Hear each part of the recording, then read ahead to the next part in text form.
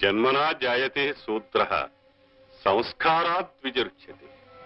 జన్మము చేత మానవులందరూ శూద్రులే. వారి వారి సంస్కార ఫలితంగా వర్ణాలు ఏర్పడతాయని ఉపదేశించిన మనువు స్ఫురణకొచ్చాడు. జన్మతో అందరూ శూద్రులు ఎలా అవుతారండి? చాతుర్వర్ణం మయా సృష్టం అనలేదా భగవానుడు గీతలో? అన్నాడు. చాతుర్వర్ణం మయా సృష్టం అని ఊరుకోలేదే, గుణకర్మ విభాగశః అని కూడా అన్నాడు. గుణాల్ని బట్టి కర్మల్ని బట్టి 4 వర్ణాల్ని సృష్టించానన్నాడే తప్ప పుట్టుకని బట్టి కాదు.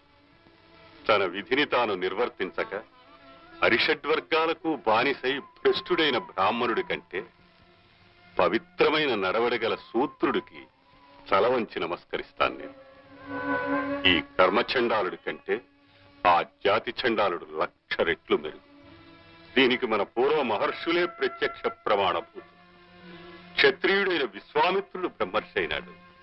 పల్లెపడుచుకు జన్మించిన వ్యాసుడు బ్రాహ్మణుడైనాడు, భగవానుడైనాడు.